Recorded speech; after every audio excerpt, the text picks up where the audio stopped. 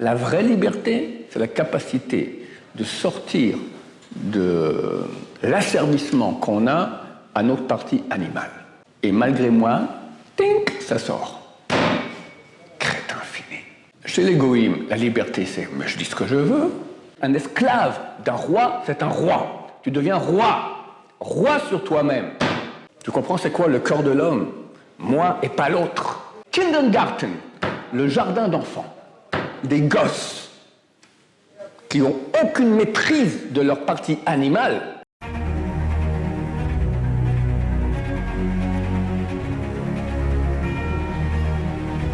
Ce jour est dédié pour l'élévation de l'âme de Jean-Marc Mordechai Ben Arles, de mémoire bénie. La question d'Israël. Qu'est-ce que la liberté selon la Torah et à comparer le mot liberté selon la définition des goïms? Quelle est la différence? Alors, définition de mot liberté d'après la Torah et d'après les non-juifs. D'après les non-juifs, liberté, c'est que je suis libre de faire ce que je veux. D'après la Torah, cette définition, ça signifie bêtise. Et je vais expliquer pourquoi. Effectivement, la liberté, c'est que je suis libre. Il n'y a rien qui m'oppose et qui me contraint de ne pas faire ma volonté. Le problème est que la Torah prétend que tu as deux volontés. Tu as deux âmes. Même trois, on va dire. Nefesh, Ruach, Neshama. Nefesh est l'âme qui gère le corps. Neshama, c'est l'âme qui gère ma partie divine, la Neshama. Toute la réalité divine que j'ai en moi. Ruach, c'est le vrai moi, ça signifie un souffle. Comme un souffle, il bouge d'un endroit à l'autre, d'accord? Moi, mon Ruach, il bouge entre l'attirance que j'ai à faire, la volonté du Nefesh, entre l'attirance que j'ai de faire la volonté de la Neshama. Par exemple, je veux être honnête. Je comprends que c'est utile, c'est bien pour la société. Pour X raisons, je suis un type qui est droit. Maintenant, je fais ce qu'on appelle de la vente. Faire de la vente et rester droit, hein, c'est presque impossible, m'ont dit des vendeurs ici à la Yeshiva. D'accord? Mais je veux être droit. Maintenant, je vends un produit. Il y a un petit problème dans le produit. Si j'en parle pas, je gagne 10 000 euros. Si j'en parle, l'affaire ne sera pas faite, j'ai perdu un manque à gagner de 10 000 euros. Je parle ou je parle pas? Le corps me dit, mais vas-y. C'est écrit noir sur blanc. Ou tu bouffes, ou tu te fais bouffer. Business is business. Toutes sortes de versets inventés par les gens, d'accord, soi-disant de la Bible, je ne sais pas d'où ça vient. Vas-y. Et là, m'a dit, mais mon cher ami, t'es pas droit, t'es pas honnête. C'est pas droit, c'est du vol. Non, mais j'ai rien dit, j'ai juste omis de dire. C'est du vol aussi. Tu t'aurais aimé qu'on te vende un truc avec un problème, après tu apprends qu'il y a un problème et tu as perdu 10 000 euros pour rien? Non, alors ne fais pas ton prochain. C'est pour ça que tu voudrais qu'on te fasse.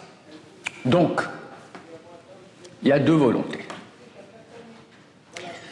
Les goïms appellent d'habitude, on va dire, la liberté, c'est la faculté de faire tout ce que mon nefesh désire. Et quand on va voir des gens non religieux juifs, on leur dit, mon cher ami, il y a la Torah. Et il me répond, je veux être libre. C'est la Torah, je peux faire ce que je veux. Je couche avec la femme de mon copain, je peux pas. Je veux manger des crevettes, je peux pas. Je veux faire de la vente et voler, je peux pas. Tout ce qui est bon, je peux pas en deux mots. D'accord? Je veux être libre. Et on lui répond, pauvre type. Pauvre type. Pourquoi? Parce que tu es totalement asservi. Tu n'es pas libre. Tu es totalement un esclave. De qui? De ton nefesh. Mais tu diras, bon, ben ça va, c'est moi. Et là, on répond non. Le nefesh, c'est pas moi. La neshama non plus, c'est pas moi. Moi, c'est le ruach. C'est cette partie qui décide entre les deux quoi faire, qui est libre de choisir. Maintenant, le nefesh, c'est une création que Dieu a faite. C'est ma nature. Quelqu'un, il aime les carottes et il n'aime pas les patates. D'accord? Est-ce que c'est lui qui a un beau jour décidé d'aimer les carottes et pas les patates? Un jour, il aimait tout, puis il dit, non, dès aujourd'hui, j'aime plus les patates. Jamais de la vie. C'est une nature. Qui a créé cette nature? D'où elle vient cette nature? C'est pas toi qui l'as créée. Tu diras, un non-religieux dira, c'est la nature. C'est ma nature, comme ça. C'est ce que c'est un fait objectif, indépendant de ma volonté. Et un religieux dira, c'est Dieu qui t'a donné cela. Maintenant, toutes tes pulsions du nefesh, les filles, l'argent, l'orgueil, le mensonge, la paresse, la colère, toute une collection de choses tordues qui sont animales, qui font partie de ma nefesh qu'on appelle animal. Si quelqu'un maintenant veut vivre pleinement son nefesh, on ne peut pas lui dire maintenant ça c'est interdit, il ne supporte pas. Et il sent qu'il est limité, qu'il est asservi par des lois qui l'embêtent. Alors c'est vrai que ça l'embête, mais il faut expliquer ça embête qui? Ça embête ta partie animale. Mais toi, tu n'es pas animal, tu as un animal. Je compare souvent cela à un cheval et à un cavalier. D'accord? Le cavalier, il est endormi. Le cavalier, c'est lui qui décide normalement où le cheval doit aller. Le cheval est tout content. Il gambade, il va par-ci, il va par-là, il voit des juments, il s'éclate. D'accord? Du coup, le cavalier se réveille. Oh, hop, on va par là. Il ne veut pas. Et c'est un rodéo.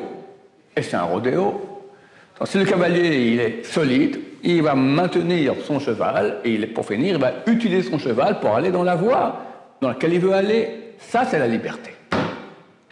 Ça, c'est la liberté. C'est-à-dire quand je vais prendre ma partie animale et moi, je vais décider pourquoi je l'utilise.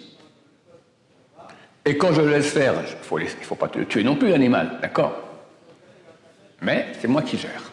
D'après ma conscience, c'est-à-dire ma neshama. D'après ma partie divine. Là, ça s'appelle la vraie liberté. Comme c'est écrit, que le texte des 10 commandements était harut. Harut signifie gravé sur les tables de la loi. Et les sages d'Israël disent ne lis pas harut, mais lis cherut. Cherut signifie liberté. La vraie liberté, c'est la capacité de sortir de l'asservissement qu'on a à notre partie animale. Mais ça nécessite beaucoup d'efforts, c'est énorme de se battre contre un animal qui est très puissant, ne pas être jaloux. Dans la rue, il y a un ovni, d'accord, ce que j'appelle un ovni, un objet féminin non identifié. Tu as vu qu'il y a un truc qui, d'après la Torah, il ne faut pas regarder. Mais tu as une pulsion terrible de regarder. Au moins regarder si j'ai raison de ne pas regarder. Ah ouais, voilà, vraiment. D'accord, trop tard, Balthazar, tu es tombé dans le panneau. Comme je dis, la vente. Tu t'énerves, reste calme, on t'écrase, fais-toi écraser. Après tu parleras, mais sur le moment, réagis pas, ça va faire une bagarre, etc. La partie animale ne supporte pas ça, ne supporte pas. Maintenant, prenons un exemple. Voilà, on est un couple.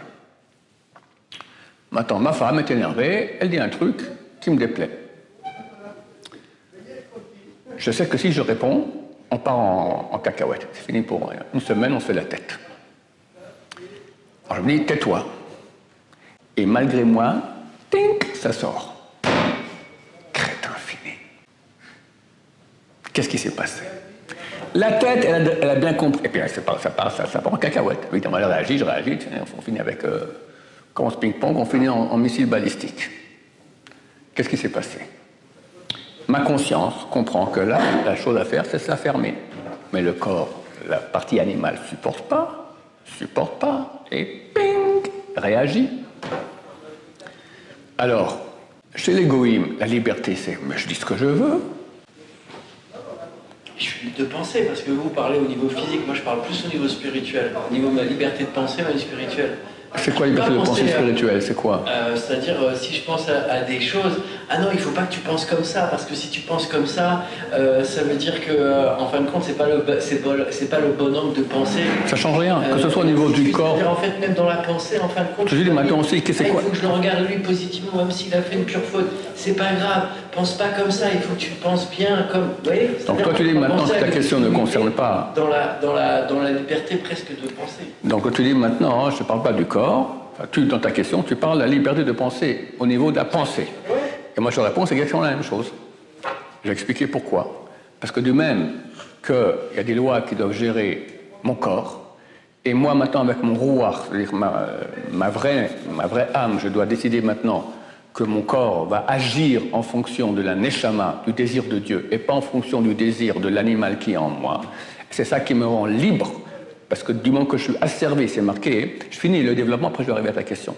C'est marqué dans le Talmud que les Réchaïm, les mécréants, sont dans les mains de leur cœur. Les tzadikim, leur cœur est dans leurs mains. Alors il faut un cœur, il faut un grand cœur. Mais c'est moi qui module, c'est moi qui décide. Quand le cœur va s'exprimer, par exemple, voilà, le cœur maintenant, il va exprimer de l'amour à ma femme. Très bien. Si maintenant mon cœur est attiré par la voisine, et va lui dire des mots d'amour, il y a un problème. Alors ma tête doit dire à mon cœur, t'es à côté de la plaque, mon cher ami, allez, dégage. T'as des gens qui tombent amoureux de femmes qui ne sont pas les leurs, d'accord? Mais c'est des malades. Ce type-là, d'accord, il est asservi à son animal. C'est un esclave, mais il appelle ça la liberté. Tu comprends comment ils ont fait ça à l'envers. Les lois morales, Hitler, il a dit ça. Il a dit, les Juifs ont amené au monde 2 mutilations. Celle du corps par la circoncision. En parenthèse, ce serait intéressant de voir qu'Amalek, dans le désert, il coupait les circoncisions du peuple d'Israël qui l'attrapait. Et celle de la conscience, et celle de l'esprit par la conscience morale, qui n'est qu'une invention juive. La conscience morale. D'accord? La conscience morale te dit, regarde pas ta voisine, c'est pas ta femme. Ne tombe pas amoureux d'elle. D'accord? Maintenant, idem au niveau de la pensée, exactement. Dieu veut qu'on maîtrise le corps, Dieu veut qu'on maîtrise notre pensée. Des pensées sexuelles interdites, c'est interdit. Des pensées de jalousie, c'est interdit. Des pensées de haine, c'est interdit. Des pensées de concurrence, c'est interdit. Des pensées de colère, c'est interdit. Des pensées, est-ce que Dieu existe ou pas? Peut-être que c'est le crucifié ou l'autre, d'accord, c'est interdit. Il y a beaucoup de choses qui concernent aussi la pensée, évidemment. C'est beaucoup plus dur. On n'est pas libre. On est totalement libre. Ah ben non. Mais oui, alors tu tombes dans le panneau. Excuse-moi, tu tombes dans le panneau. Tu dis maintenant, c'est quoi libre? Libre, tu dis, je fais ce que j'ai envie. Très bien. Vous parlez justement de libre tordu, en fait, quelque part. Mais tu n'as pas compris ce que je dis. Alors, je répète. La définition du mot libre, je fais ce que j'ai envie. Attends, je te réponds. Mais attends. Pas en respectant l'autre, je m'en fous. D'abord, c'est faux. Les goyim, ils ont inventé, ta liberté s'arrête ou commence celle des autres. Donc, tu n'es pas libre. D'accord? Tu n'es pas libre. Mensonge. Maintenant, ça, c'est un pis-aller. Ils ont essayé d'inventer un truc comme ça pour qu'on vive bien en société. Moi, je vais plus loin. J'explique maintenant comment ça se passe. Libre égale faire ce que je veux. Maintenant, quand je dis le mot « je », c'est qui? Pour 99,9% de la population mondiale, « je », c'est le cheval. Le cheval, il veut faire ce qu'il veut. Aussi au niveau de la pensée. Pourquoi pas? Je ne fais pas le cas voisine, mais je vais y penser. D'accord? Je peux maintenant, toutes les pensées les plus, ce type-là, j'ai une haine terrible en lui. Je ne peux rien faire parce que s'il sait qu'il me défonce, mais je peux le haïr en pensée. Regardez, je vous donne Attends, je finis. Maintenant, Dieu a dit non. Il a dit non à qui? Non à le cheval, l'animal, qui est sexuel, qui est voleur, tout ça dans la pensée. Pourquoi? Parce que Dieu veut qu'on soit le cavalier, que te dit, t'es pas un cheval, t'es un cavalier. Tu vas maîtriser le cheval, pas haïr, pas penser à la voisine, pas être jaloux, pas être en colère. Tu vas être à l'image de Dieu. Et là, tu deviens libre parce que tu es maître de tes pensées. Je vais raconter encore une petite histoire, attends un moment. 2 personnes vont voir le Rav Chaim Kanevsky, posent une question, il répond. Le lendemain, ou quelques jours après, 2 autres personnes viennent avec la même question. Elle répond le contraire. Alors son petit-fils, qui est toujours avec lui, il dit, mais grand-papa, hier, une question, t'as dit une truc, là, t'as dit le contraire. Il dit, mon fils, j'ai dit souvent, les paroles que Dieu me met dans la bouche, c'est ce que je dis. Alors le petit-fils, il a dit, moi aussi, j'aimerais être comme ça. Il n'a pas répondu. Après 2-3 minutes, il a dit, si tu maîtrises tes pensées, tu seras comme ça. Maîtriser tes pensées. Tu sais à quel point c'est dur?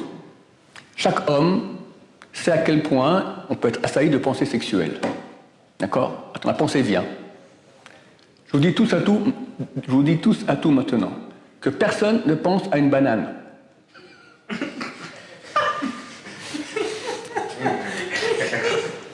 Arriver, quand tu as une pensée qui est interdite, de ne pas y penser, c'est une bataille terrible. Ne regarde pas à droite. Voilà. Donc le Rav, il a dit, si tu maîtrises les pensées à ce point-là, Ça veut dire que tu es un maître de toi. Alors, tu seras tellement pur que les pensées de Dieu, Dieu mettra dans ta bouche les paroles qu'il veut. C'est presque de la prophétie. Donc, de même qu'au niveau du corps, il y a deux jeux, les pulsions corporelles et le message de Neshama. Au niveau de la pensée, il y a les pulsions de pensée animale, bien sûr. Et Dieu a géré ça aussi, il a réglé. Il m'a ordonné de l'aimer, il m'a ordonné d'avoir sa crainte, il m'a ordonné de ne pas être jaloux, etc. Il ne m'a pas ordonné de ne pas penser. Quand je dis ça, je dis, même par le biais d'une pensée, justement, en fin de compte, on peut arriver à la teshuva. Ça veut dire quoi? Ça veut dire que quand vous me dites justement, tu vois, t'as pensé, enfin, entre guillemets, tout quelqu'un, il va penser à la femme qu'il a vue là et tout ça. Mais au travers de cette pensée-là, il va pouvoir se dire à lui-même, franchement, c'est pas bien de penser comme ça, justement. Et regarde pas ces choses-là. Donc, au travers de sa pensée, en fin de compte, c'est-à-dire qu'il a laissé aller sa pensée, on va dire, c'est-à-dire pas bloquer sa pensée, je peux pas penser à ça. Non, voilà, j'ai pensé, mais grâce à cette pensée, en fin de compte, j'ai fait teshuva parce que je me dis, ben non, mais tu sais que ça se fait pas quand même, ça, ces choses-là. Très bien. C'est ce que je veux dire. Donc, qu'est-ce qui se passe? Donc, je me sens libre, moi, dans ma pensée, mais si je me dis, regarde là, tu fais ça, tu peux pas penser à ça. Je suis malhonnête, je suis un être humain. Je vais expliquer ce que tu m'as dit. Je vois des choses, je vais expliquer je pense à ça. Je vais expliquer ce que tu as dit. Toi, tu as dit, maintenant, voilà, la Torah, d'après ce que tu dis, d'accord, elle me limite dans mes pensées, me rend mes pensées prisonnières. Je réponds. C'est-à-dire qu'au travers de mes Attends, j'ai compris, je répète ce que tu dis. Si j'écoute ce que dit la Torah, je suis prisonnier, je ne peux pas penser à tout ce que je veux. Toi, tu dis ce que je vais faire. Je vais penser ce que je veux, ce qui est interdit par la Torah. Mais c'est bien, ça va mener au fait de faire tchouva. Je pourrais, grâce à ça, comprendre que j'ai fait un péché et revenir. Alors la Torah, elle dit non. C'est marqué qu'effectivement, tout est réparable par la tchouva, mais il ne faut pas, la personne qui dit je vais pécher et après je fais tchouva, on l'empêche de faire tchouva. Ce n'est pas total, mais ça rend beaucoup plus dur. Ça ne marche pas le truc. Celui qui dit je vais pécher après je fais tchouva, on l'empêche de faire tchouva, c'est très difficile. Pourquoi tu rentres dans le mal? Si tu dis je vais faire tchouva, tu reconnais cette pensée, elle est mauvaise. Pourquoi tu rentres là-dedans? Tu dis je veux être libre dans mes pensées. Habib, il n'y a pas libre. On est des serviteurs asservis totalement à Dieu. Mais celui qui devient un serviteur asservi totalement à Dieu, c'est marqué un esclave d'un roi, c'est un roi. Tu deviens roi. Roi sur toi-même. Qu'est-ce que ça vaut? Pas de mauvaise pensée. Pas de truc. Je gère complètement. Tu dis, mais je suis asservi. Non, je ne suis pas asservi. Au contraire, celui qui va suivre sa pensée, c'est lui. Il est asservi à ses pensées. Il est dans les mains de son corps. Alors, il est où, lui? C'est un esclave de son corps. C'est qui le corps? Un animal. Un animal. Je te raconte, c'est écrit dans la Torah. Yetzer lev adam ra min horav, le penchant du cœur de l'homme est mauvais depuis sa naissance. L'homme, il est mauvais. Pas comme disait ce tordu de Jean-Jacques Rousseau de ma ville natale Genève qui disait que l'homme, il est né bien et c'est la société qui le gâte. On dit exactement le contraire. L'homme, il est mauvais. Je te raconte une histoire que j'ai racontée ici qui est super sympa. Ma femme me raconte qu'un jour, on a beaucoup de petits-enfants Baruch Hashem. Elle prend dans sa voiture 2 petits-enfants. Ils ne savent pas encore parler. Ils savent 2, 3, 4 mots, pas plus. Les 2 sont derrière. Un dit « Annie », moi. L'autre répond « Lo, Annie », non, moi. Et l'autre répond « Lo, Annie ». Pendant un quart d'heure de route, ils n'ont pas arrêté. Non, moi, non, moi. Non, moi, non, moi. Tu comprends, c'est quoi le corps de l'homme? Moi et pas l'autre. Et tu regardes, qu'est-ce que ça donne? Ça donne une 3e guerre mondiale. 3e guerre mondiale. Parce que l'Amérique ne veut pas laisser la Russie survivre. La Russie veut se battre nous. On part en guerre mondiale avec des bombes atomiques. On appelle ça en yiddish Kindergarten, le jardin d'enfants. Des gosses qui n'ont aucune maîtrise de leur partie animale. C'est pas que le président, c'est toute la clique qui va là-bas. Clinton, Obama, toute cette clique de Rechaim, d'accord. C'est Vladimir et Medvedev, c'est pas mieux, d'accord. Tu donnes des bombes atomiques à des gens qui sont capables pour moi je et pas toi, d'accord, c'est exactement ça. Moi je, comme mes gosses qui n'ont pas encore parlé, mes petits-enfants, tu leur donnes des bombes atomiques dans les mains. Tu comprends? Ça, c'est la liberté dont tu parles. Ma liberté, c'est faire ce que je veux. Mais c'est qui ce je? Quand ce je, c'est pas la volonté de Dieu, mais c'est la volonté de ma partie animale, qui, comme le dit la Torah, Rami Neorav, elle est mauvaise depuis. Neorav signifie la jeunesse, mais il s'agissera plus de Neorav, les Noor en héros signifie secouer, depuis qu'il se secoue du ventre de sa mère, dès qu'il sort, tac, il est mauvais. Les penchants d'un gosse sont mauvais. sont mauvais. Un gosse, un petit frère qui est né, il peut venir, ça arrive souvent, il l'étrangle. Il l'étrangle.